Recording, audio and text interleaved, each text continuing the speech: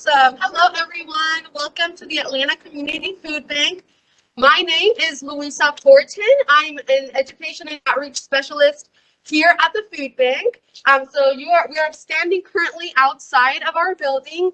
This is our Delta Courtyard. As you can see, we actually moved into this building 2 weeks before the pandemic shutdown started happening. But we broke ground in 2018. So this has been a couple of years in the making. Like I said, we moved in back in 2020. So why don't we go ahead and go inside and get started?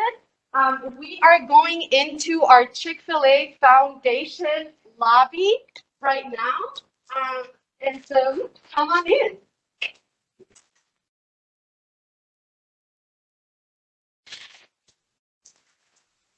Hello.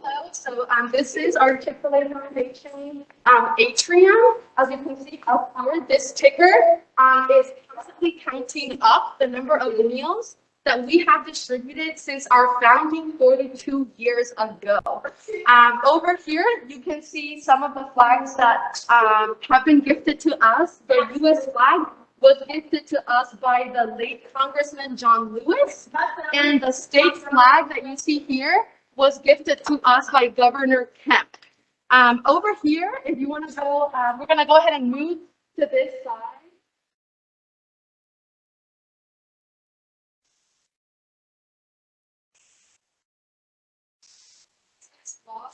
So this is some memorabilia that we have from our groundbreaking back in 2018. So this is just part of our history in our new home, as you can see here. You can see the spoon that was used for our groundbreaking, pictured here. Kyle Wade, our executive director. And then over here in this corner, we have a tiny door. You want to come in and zoom in here? So as you come in to volunteer at the food bank, you can go ahead and take a picture of the tiny door and tag tiny door. So it's kind of like a fun way to engage with our community and something fun to do when you come into the food bank. But with that, we're going to go ahead and go. As you will notice, the whole theme of the building is thank you. So thanking our supporters throughout the community, our donors, everybody who made this building possible. These two walls that you see here are donors that contributed to our capital campaign. It's a really fun installation, really quite beautiful, of everyone who made this building possible, including our previous home as well. All of the food that you see here, these containers, none of it was wasted. It was shared amongst the staff and personnel that were working in our building at the time.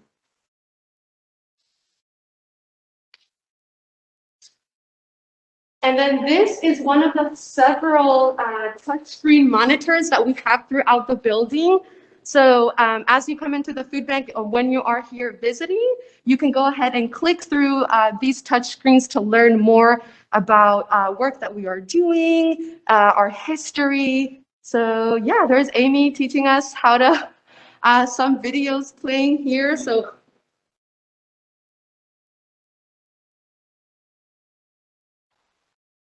and this particular video that Amy selected is highlighting one of the farmers that we partnered with to source fresh produce for our building, for the food that we're distributing in the community.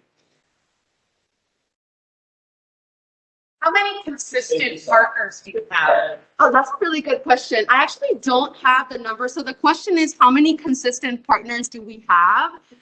So partners, when it comes to food sourcing, that number really changes depending on seasons and stuff like that. I do not have the exact number, but I can promise you that later. But yes, it's constantly changing based on production and based on supply chain stuff. So do you have contracts with your partners? Or is it folks that just say, hey, I had a surplus at my farm, I have excess, will you take it? Yes, so it's a combination of both. I think mostly our partners, there's no standing contract, no obligation to donate to us, but they're just committed to your work. And so usually that's how it would manifest itself. Yeah. Yes. So again, moving on with our donor recognition. Again, this is some of our donors that contributed to the campaign. These are some of the employee donors, many who are still here. These are other screens, again, thanking institutional and corporate donors, as well as planned gift giving. Gonna go right in here. So a couple of things from this area. So first of all, this wall is in honor of Bill Bowling. So Bill Bowling is our founder and food bank visionary. He started the food bank back in 1979 out of the basement of St. Luke's Episcopal Church. He was running a community kitchen there. When he realized that he was able to partner with local grocers and food vendors, and just basically addressing the food waste that was happening. And so he was able to salvage some of the food that was being wasted by grocers and food vendors. So he, in that way, was building bridges between grocers and his community kitchen, along with other locally based nonprofits like him that were trying to address food insecurity in their area. So now, of course, the food bank has grown significantly since, we're no longer in a basement, as you will continue to see throughout this tour. Yeah, this new facility is huge. Yeah, so our entire facility is 355,000 square feet in its totality, and we're just going to see a little bit of that. So we're going to go ahead and go this way. So this particular wall here that you are seeing is in recognition of the Atlanta Apartment Association.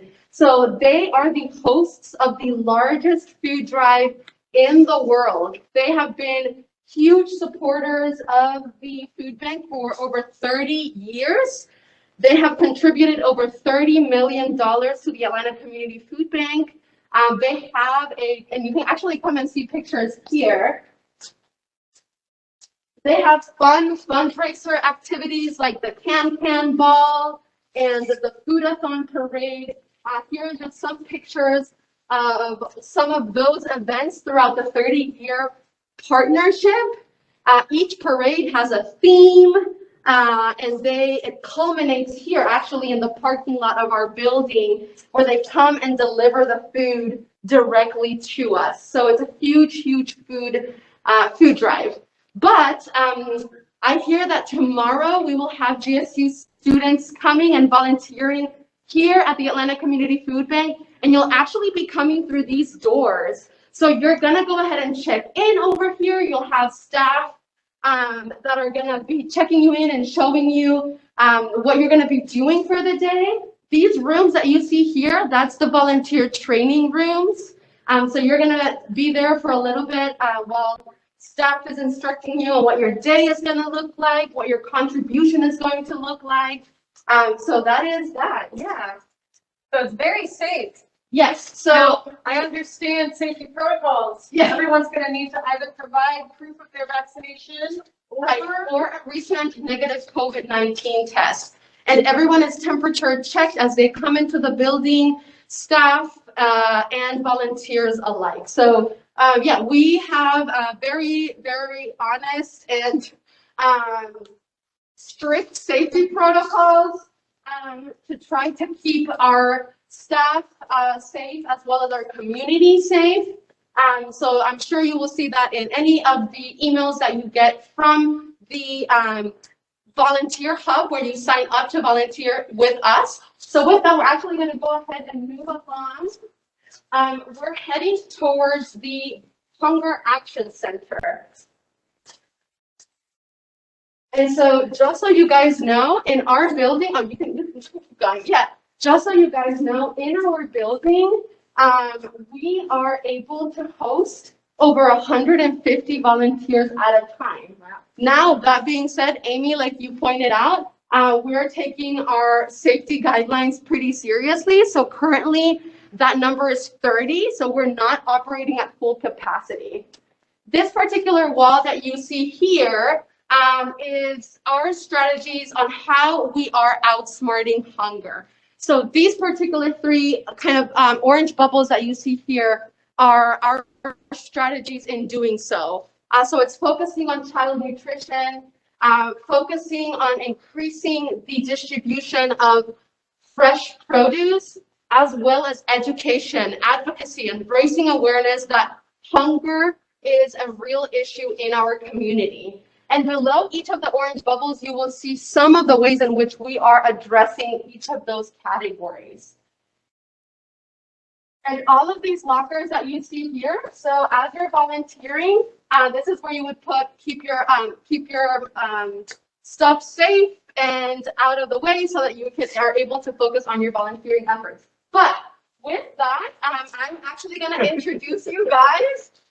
This is Jonathan. So Jonathan is the lead on all of our volunteer efforts. So he's just going to tell you guys a little bit about what that looks like. So hello. Hello, thank you. So as Luisa's been sharing, this whole wing really is devoted to volunteers, and they're essential to the work that we do here at the food bank.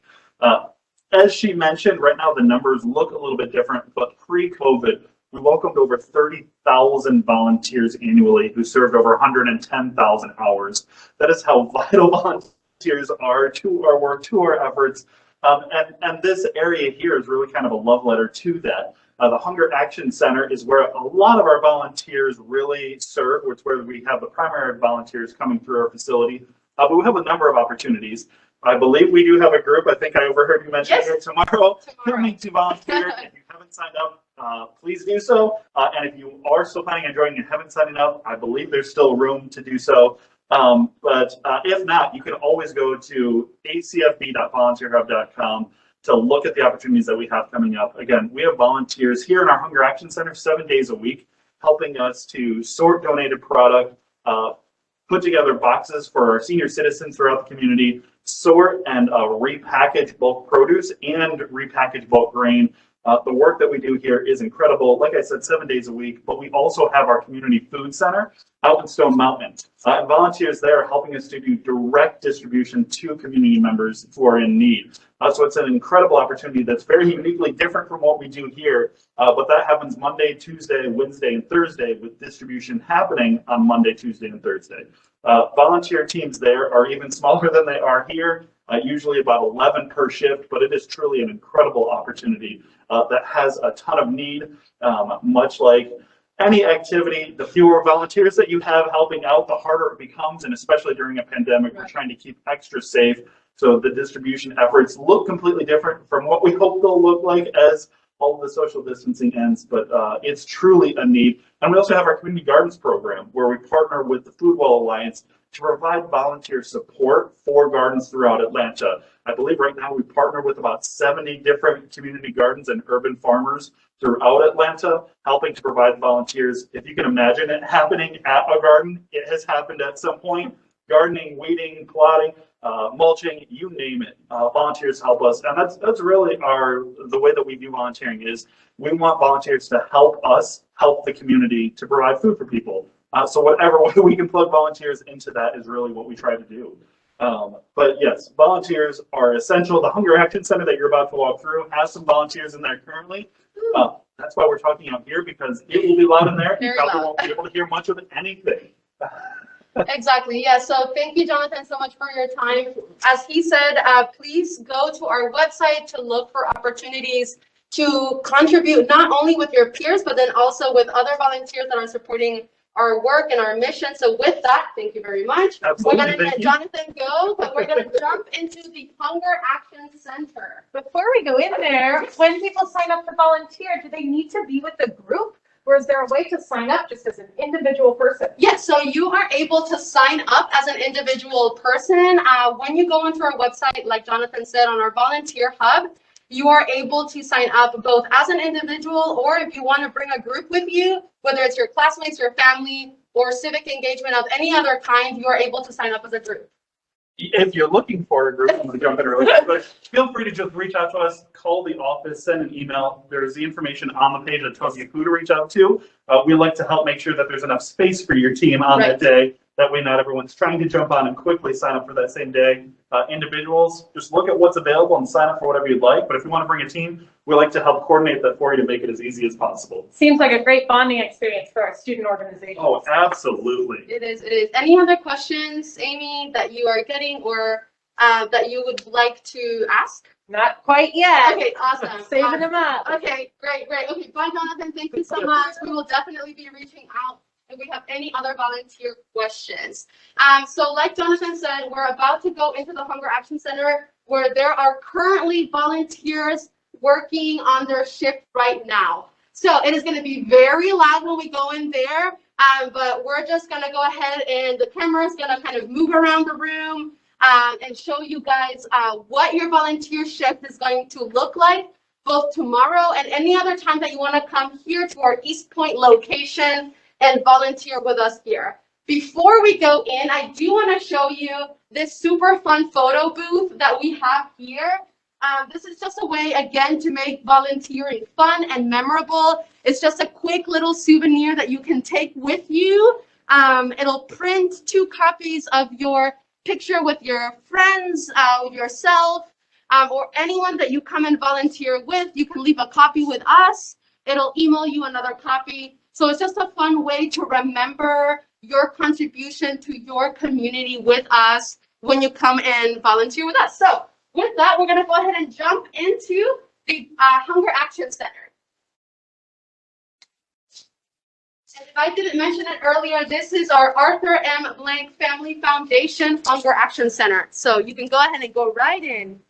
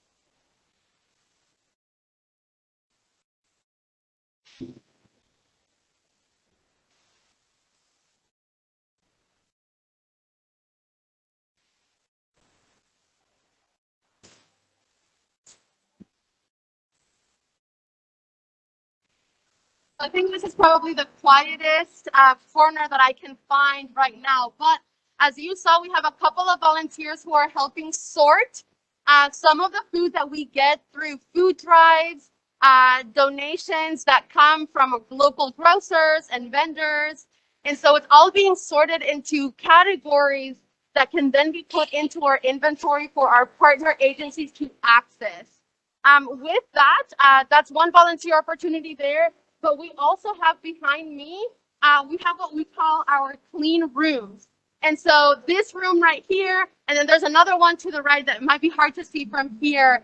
But those rooms allow us to separate food into smaller quantities. So we receive some large donations like 60-pound bags of onions or 100-pound bags of rice. So some items that come in really large quantities. And so we repackage them safely into these rooms that are sanitized, temperature controlled, that allow us to do it into smaller quantities that is more accessible and easier to use for families in need. So it might be a little bit hard to see, but again, these rooms are they're temperature controlled, they're sanitized, they're clean.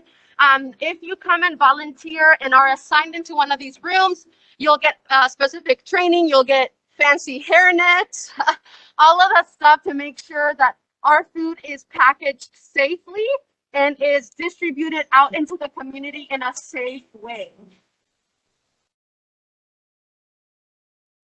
So we're gonna go ahead and head out and into the main warehouse.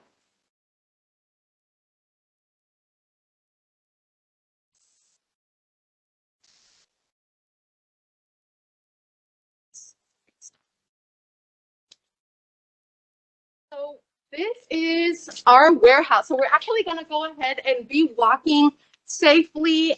Your guys are getting a pretty sneak peek preview on what this warehouse looks like. Yeah, so we're gonna we'll turn it.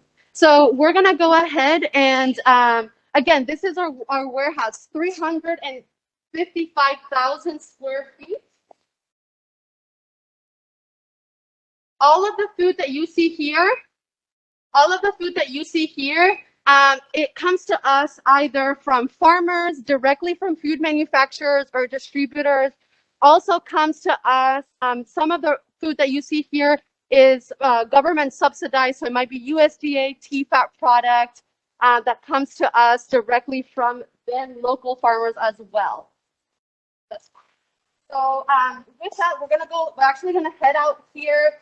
But before we do so, I want to show you guys. So one of the things when this building was being built and designed, we knew one of the important things was to highlight not only our donors, but also the talent of the community that we serve. As you saw in our lobby, we have the beautiful tiny door.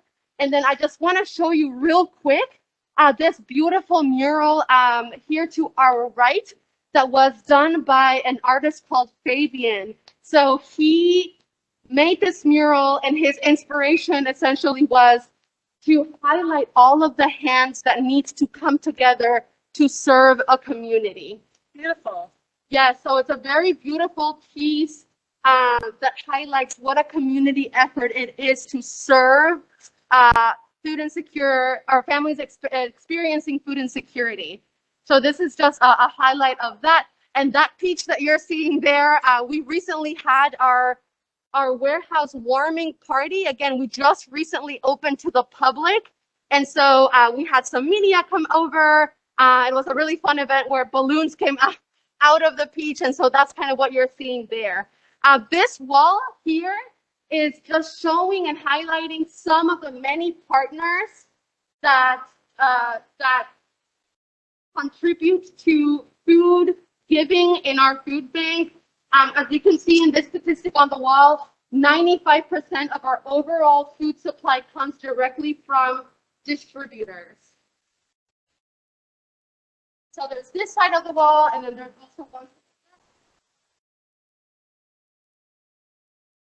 And Amy, are there any questions coming in, or any questions that you can think of as you're going through this? Some are more general, so I think I'll hold it. Yeah, absolutely. So we will, when we resume the tour, we're going to go sit in a quieter place where we are able to do a proper Q&A. So with that, we're going to actually head straight down this main aisle. Going to be careful. This is an active warehouse where there's forklifts moving around and everywhere.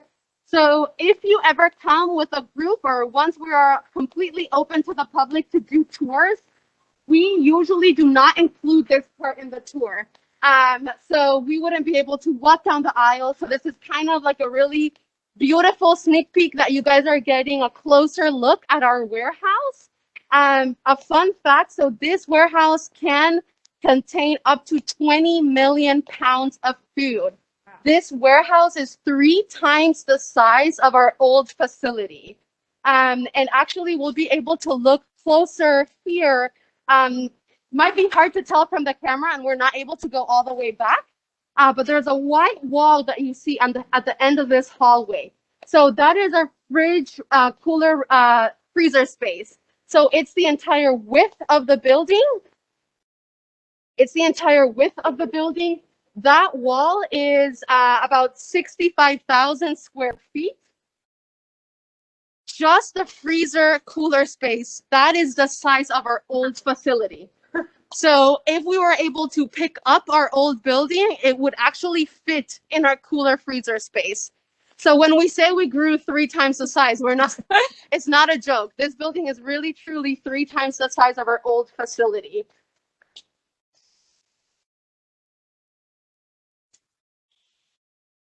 As we are talking about our freezer and cooler refrigerator space, if I've not mentioned this before, about 23% of all the food that we distribute is fresh produce. So that is one of our main goals and objectives, is to distribute fresh produce. We're gonna stand right here. So here, you are able to see, oh, you're fine. Here, you are able to see our dock doors. That is where our donations come through. So we have a total of 27 dock doors. Some of those load directly into the cooler refrigerator space that you see back there in that white wall. So again, that is just one way in which we have been able to streamline our efficiency. Before, not only did we only have 8 complete docks in our entire building, but also we didn't have any that unloaded directly into our freezer cooler space. So it has allowed us to be more efficient. Again, we currently have 27 dock doors. In our old building, we had 8. Wow. So it's quite significant growth in efficiency that this building has allowed us to accomplish. And with that, you know, it really, truly, everything happens for a reason, right? We have been able to respond to the pandemic in the way that we have because this building has allowed us to do so. It would have been really hard, if not impossible, to respond to the increased need due to COVID from our old facility. So this building has truly allowed us to grow in that way. But we're actually going to go ahead and get a closer look. I just wanted to speak to you guys here before we were getting closer to the forklifts. And we're going to turn left on our H aisle, where we're going to go ahead and look at our agency docks. So I'm going to talk about that here a little bit, but meanwhile, we're just going to take a closer look. And if you think of any questions, please feel free to contact Amy as we receive them, and Amy, as you think of them, feel free to interrupt me. Definitely.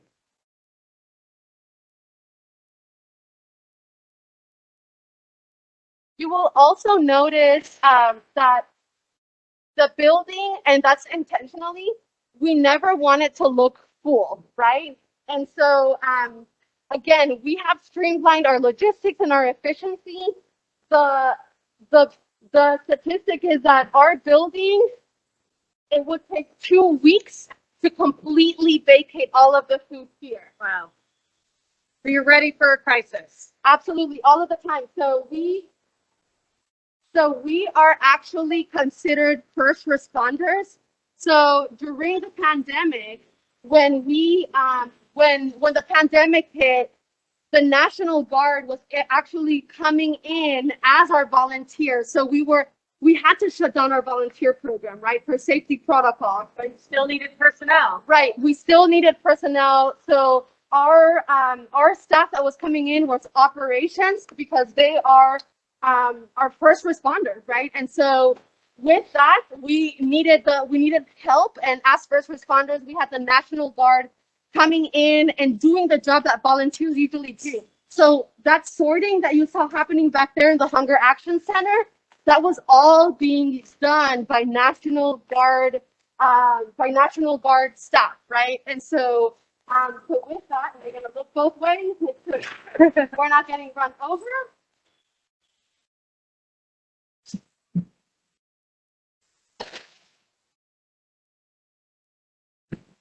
So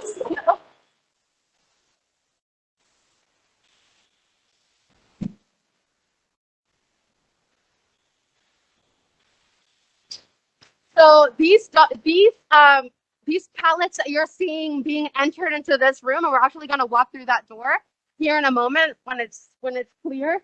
That is our agency dock area. So why don't we go in there and see what's happening?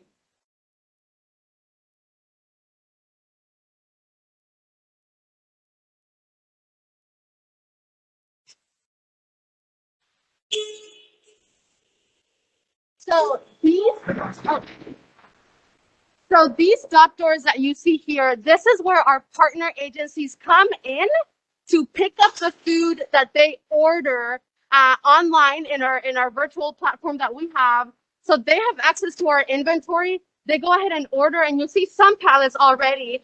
It looks like it's kind of a slow morning, but the forklifts are placing pallets for agencies that have set up appointments for pickup. So agencies will come, just like Panther's Pantry, all of our other agencies. So we have a total of over 700 partner agencies, including Panther's Pantry, who have access to our inventory, are able to see all of the food that is donated and purchased in our warehouse. And so they are able to pick up here and take to their local communities. So with that, we're actually going to just do a quick walkthrough here.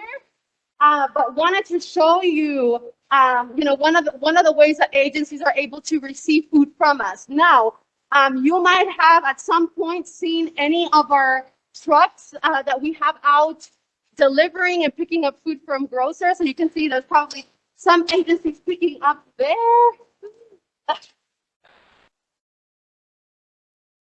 So agencies are also able to have their food delivered via one of our trucks. Like I said, you might have seen out on the road, some of our trucks either picking up food from local grocers or also delivering to partner agencies. So like I said, we have over 700 partner agencies, all independently operated across our 29 county service area. And here are some of the statistics that we're sharing in our workshops. You're able to see we're actually having some workshops with GSU students this upcoming Thursday, so stay tuned for those, where we can learn in a much quieter setting a lot of what I've just shared with you guys today. But here we are seeing, like in our service area, 1 in 8 Georgians is experiencing food insecurity. And then also, of course, children who experience food insecurity at a higher rate nationally and, of course, also in our state. But yeah, so 1 in 7 children experiencing food insecurity in our 29 county service area that you see in this map. So with that, we're actually going to go back into the warehouse and back into the main building.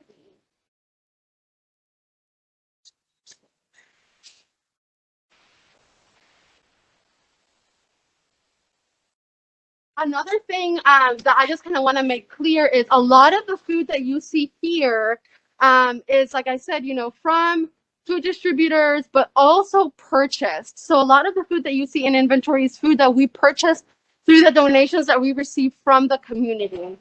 Increasingly, we have had to increase the level of purchasing that we do. So throughout the pandemic, because of disruptions to the supply chain, that was especially significant. So you will see that. Also, again, if you attend any of our workshops, learn a little bit more about that. So it's also interesting to see the different types of products that you offer. Right. So it's not only, snacky type foods. This is really like someone's whole pantry. There's even paper towels. Right. Yeah. So that's actually very interesting. Yeah. So we receive donations of all kinds, right? So in the Hunger Action Center, you'll also see that we have personal hygiene products and stuff like that. But one of the things that has been our focus in the recent, maybe not so recent years at this point, has been to increase nutritious meals, the distribution of nutritious meals that we have. So we want all of the foods that you see here to be cohesive, right? Because if you receive 3 ingredients that don't form a meal, right? It's just kind of complicated to get home. And then what do you do with those 3 things? Yeah. And so with that, we just kind of want to make sure that the food that is being shared into the community is food that is nutritious in value, but then also that you can make meals from, right? And so, and that's an interesting complexity that people probably haven't thought about. Absolutely. Absolutely. So we actually have 2 dietitians full-time on staff here at the food bank. We're actually going to go into the learning kitchen here momentarily, so I can talk more about that. But again, that has been one of the biggest focus here at the food bank, is to increase the number of nutritious meals that go out into the community. So we're about to go into the office space here. We're going to go ahead and just learn a little bit more about our history and how we operate. Perfect.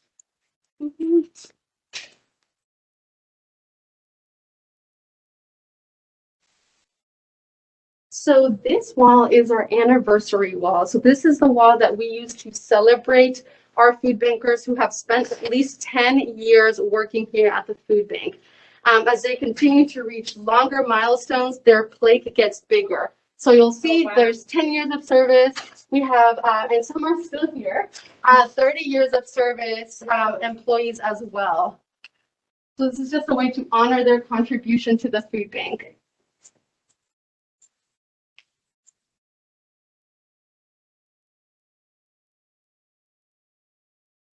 Have you gotten the plaque yet? No, 2 years. They don't have a 2-year plaque. You're on your way. The smaller, right, the smaller one is the 10-year, if you will see. And then they have been spaced out intentionally for individuals that are still here, knowing that they might move up with larger plaques. But with that, we're going to go ahead and continue walking this way.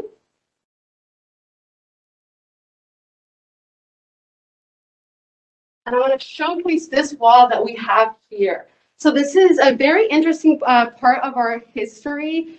So these are the Harriet Forbes drawings. So like I mentioned earlier in our tour, we started in St. Luke's Episcopal Church where Bill Bowling had a community kitchen. And so Harriet Forbes was an artist that as individuals were standing in line at the community kitchen waiting for their meal, she would sketch out some of the faces of the individuals that were there. And so it's really beautiful because what was expressed by many of them was that this was the first time that they were actually being seen. And so it's just a really kind of touching part of our history here at the food bank. So with that, we're actually going to go back and we're going to learn a little bit more about our learning kitchen. So I just mentioned our dietitians. And so we're going to go into their workspace to see where all that magic happens. Going in here. We'll see if they're here.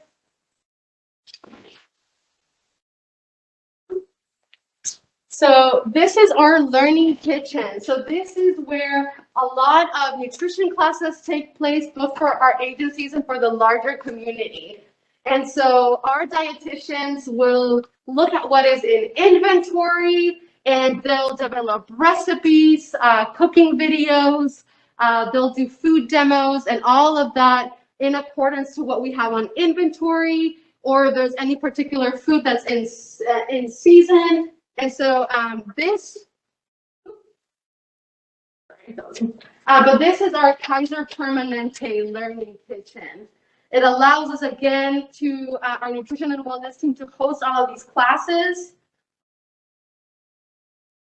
It's a beautiful space. Yes, I know. We were all very excited when this part came into fruition. It's definitely much larger for anyone who is watching that has been to our old or had been to our old facility. It's a much larger, much nicer kitchen that we used to have. So again, it allows us to connect with the community in this way. During COVID, we had our quarantine kitchen that is being currently rebranded, but those are classes that take place on Facebook Live, and so everybody is willing to join, ask questions to our dietitians live, interact in that way. So it's really quite powerful. We also have a Spanish version of it called Come Bien en Casa for our Spanish-speaking community members. So it's really quite exciting, and has turned out into like a favorite program during this time as we're trying to connect with the community, but also educate, which is a big part of our focus here at the food bank. But that intentionality. So the question I have, so outside of the Facebook Live, how are those resources shared? Yeah, so you actually see some, not all, but we have a lot of nutritional information that goes out physically to our partner agencies. Oh, great. When they order. They can distribute. They can distribute, but then also, and I can show you actually. So for example, here are some food safety tips that agencies can keep for themselves and then also share with the community. So when they have families and individuals coming to their agency, they can share this. So this one's a food storage tips, how to keep safe guard of food, temperature charts. But we also have, this is a recipe that was actually shared last week, pumpkin chili, because we have some pumpkin back there. And so again, this is, and they're also translated in Spanish for our agencies that have large Spanish-speaking demographics. But yeah, so these are some of them. But then all of our partner agencies are also part of a Facebook group and a newsletter in which they are able to receive all of this information and interact with our nutritionists. Our nutritionists also go out to our partner agencies to learn on how to create healthy nudges, is what they're called. So how to encourage individuals and families to make more nutritious decisions on how they are selecting their food. So it's really quite interesting how they operate. But with that, for questions, we're actually going to go ahead and move, like I said, into a quieter space. But this concludes essentially our tour. So at this point, we have covered a lot of ground. If you have any questions, please reach out to Amy before we go into the next room, where we're going to go ahead and sit and have a more conversational interaction on some of the questions that might have come up. So Amy, what questions have you thought of? What came to mind as we went through what are some of the things that you would like to talk about, or any questions that came in through students interacting with you? Yeah, well, one that just arose when we were in the kitchen is I was thinking about, in particular, the immigrant and refugee populations that we have in Atlanta, and that we have become a hub of refuge. Right. With that in mind, I would imagine a few of your partners likely work with those communities. Yes. Especially with the large Afghani community that's coming in. Mm-hmm. And I was thinking about what an asset that kitchen could be also for folks that aren't used to these types of food. Right. That's such an important point to make. One of our big areas of focus in our upcoming strategic plan is definitely to think about these culturally appropriate foods. And so that is something that we're working on and trying to be better. I think also Feeding America as a network is something that we know is an area of growth, right? And so, but it is definitely important to recognize with multiple communities, right, that take place, especially as you pointed out, of course, with our growing refugee demographic here in our service area. But absolutely, that is an area that we acknowledge, and that there's a lot of growth that needs to happen there.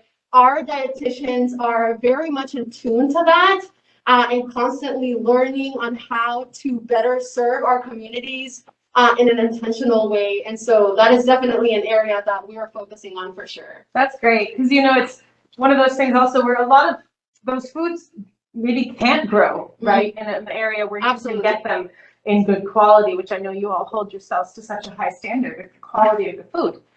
So it's good to also strike a balance, right? Not only accommodating other cultures, but also just helping them access ours, right? In that time of adjustment, that must be such a positive resource for folks. Absolutely. And one of the things that's out in the ether here, question-wise, folks just want to learn a little bit more about you. Oh, dear. So just wanting to know about your own journey and how you came to working at Atlanta. Right. Yeah. So that's a good question. So I graduated from my undergrad with a nutrition degree and a business degree as well. And so, like maybe many of us asking this question, I wasn't really sure what I wanted to do once I finished my undergrad.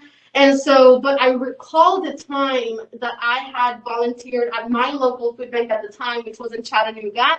And so I reached out to the garden director, that's where I had volunteered in the community garden. And she was in need of an intern. And so I started with an internship, quickly fell in love with the work, applied for a full-time job. And so my first job at the food bank was as a benefits outreach coordinator. And so one of the teams that we have in this food bank as well is a team that goes out into the community and helps individuals and families apply for food stamps or SNAP, right? And so Medicaid, WIC, all of these programs. And so I was the person who was running that program in the Chattanooga area food bank. Fell in love with the work. I think that's easy to say that I found my calling of where I wanted to be. And so after that, life took me to Florida. I worked at another food bank there. And so this is my third Feeding America food bank. The Atlanta Community Food Bank is the third. And so I just have served in different capacities at my previous food banks. And that's just kind of how I came to be here. Yeah. I love it. And you actually touched on something else. You know, we've heard bits and pieces and so much great information in this session. And so some of these questions will also maybe be synopsis questions, but really, can you summarize kind of the multitude of services and programs that Atlanta Food Bank provides? Because what you just touched on was something that I actually don't think came up in our tour, and a whole new facet of support that you all offer. Right. And so, you know, the food banking world in general, we have, you know, in the recent years, and by recent I mean, you know, maybe you know, 15 years, right?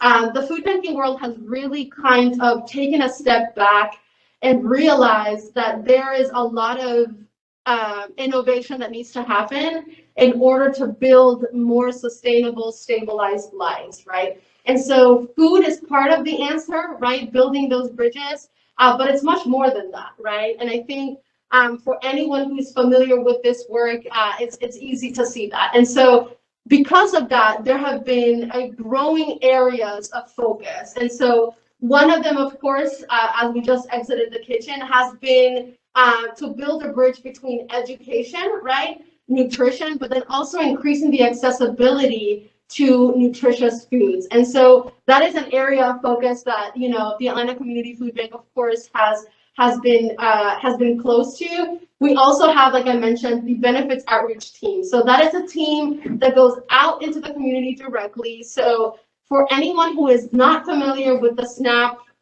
program, so that's the Supplemental Nutrition Assistance Program, formerly known as food stamps. So the team, what they do is they go out into the community directly and provide application assistance for that program, but then also other programs like Medicaid, Medicare, WIC, and others, right? And so it allows, again, you know, to eliminate some of the barriers to food access that we see in the community, right? And there are many others, of course, but that's just kind of a way to address some of those. You know, another thing that we're doing is supporting our partner network. So like the Panthers Pantry, right, we have many partner agencies in the community that, whether they're community kitchens or food pantries or after school care programs, right, they all look very different. Our partner team, our partner agency team, what they do is they provide capacity growth for these agencies. And so in that way, you know, trying to figure out with our partner agencies how to grow strategically, right? How to address food insecurity in their communities, in their local communities strategically. So that's one of the things that we're doing. And of course, part of the team that I belong to is our education and outreach team. And so what we do is we focus on advocacy efforts, educating the community about the fact that hunger and food insecurity are real issues in our community, and encouraging everybody to speak out about it, right? And so that's part of our mission, right? Is to educate and engage the community on these matters. Excellent. That's a great segue to one of the other questions, sort of in summary and closing. What is the mission of the Atlanta Food Bank? So our mission is to engage, educate, and empower the community to address food insecurity. So you can go to our website to learn more about, of course, not only our mission, but how we are addressing food insecurity and all the barriers to access in our community. And lastly, before I do one last check for audience questions, what can we do to help? What can the GSU community do? Yeah, I think you guys are already doing a lot of what we encourage the community to do. One of them being, to volunteer. Peers of yours are coming tomorrow, and I think we have other shifts set up to volunteer at the Hunger Action Center. I also, like Jonathan said, invite you to check out our Stone Mountain location if that's closer to you. And again, you can go to our volunteer hub on our website to learn more about those opportunities. But another thing is doing this, right? To be willing to learn, to be willing to share anything that you learned today, because that education is a huge action step towards contributing to our mission. And of course, donating, right? Donating either funds or food. You're able to set up a food or fund drive on our website too. You can learn more about that. And like I said, advocate, right? Share with your local legislators that this is an issue that's important to you and an issue that is very, very much happening in our community, because food insecurity, especially in this in this pandemic times, right? There have been heightened numbers of individuals and families experiencing food insecurity. So I think those are just some of the ways in which you can get involved for sure. Excellent. Thank you so much for your time. This information has been invaluable.